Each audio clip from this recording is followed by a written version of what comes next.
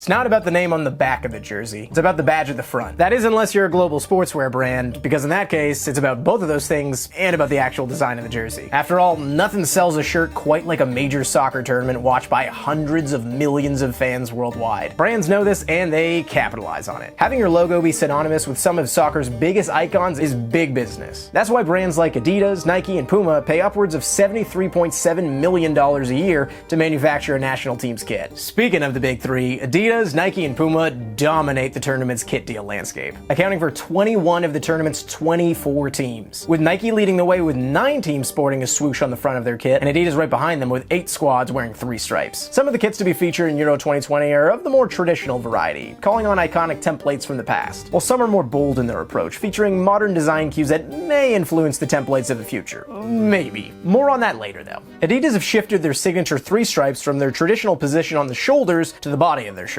with a number of teams incorporating the 90s style collar, popularized by Adidas with their EQT line. Adidas' flagship team, Germany, they have kits that feature their flag on the sleeves of the shirt, a theme that's actually common throughout Adidas designs. The hand-painted brushstroke stylings, they're meant to complement the artistry of the beautiful game. An inspirational moment from Toni Kroos! When you sponsor the world champions and the current European champions, both of which feature the world's most popular forwards, you're bound to move a lot of shirts. France has won the tournament 2 times, once in 2000 and once in 1984. A common thread amongst those squads, a single red stripe featured directly across the chest of their home shirt design. Whether it be in their home shirt or their simple yet elegant away shirt, expect to have a hard time seeing it, at least while Kylian Mbappe's at full tilt. On the other hand, it will be hard to miss the Netherlands home kit that has the orange lion roaring in the center of it. It's coming home, it's coming, football's coming home. Alright, cut that. If football's coming home wasn't your idea of a summertime jam, I've got some bad news for you. You'll be hearing it a lot again this summer, as the song was born out of the 1996 Euros, which is also where England's 2020 home shirt design draws inspiration from, with red furry lettering meant to represent the Three Lions' identity. Now here's a kit you should...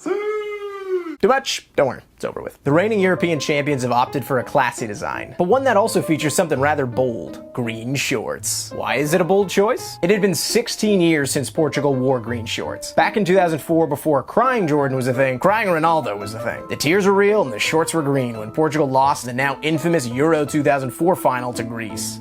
Perhaps that's exactly why Nike made that choice. And what may very well be his final European championship, it would be rather fitting if Ronaldo once again rid himself of the ghost of his first ever European championship. On the topic of first, Puma made a pretty big call when they redesigned all of their team's away kits following the postponement of the 2020 Euros. From flashy textiles to simple font that just sits across the chest. Not everyone's impressed with the new direction Puma took. But something we all probably can agree on is that both Italy's home and third kit that echo the opulent patterns of the Italian Renaissance era, those are just beautiful. Outside of Adidas, Hummel's the only sportswear brand that gets to boast the honor of designing their home country's Euro kit, with the Danish company outfitting the red and white. I'm guessing much to the delight of one of the internet's favorite boot nerds, Spanish brand Joma and German brand Jacko round up the kit suppliers for 2020, with some rather late additions. Joma released Ukraine's uniform design that included an outline of the country's border on the front, which led to Russia sending a letter of complaint to UEFA due to the inclusion of the recently annexed Crimea. In the end, the outline was allowed to remain part of the design, but the slogan "Glory to our heroes" had to be removed from the inner neckline. And Jacko, who just like the team they sponsor, North Macedonia, they'll have one of their shirts featured in a major tournament for the very first time in their history. But not before they revert back to their old design after the Lynxes decided against using the design that featured their namesake,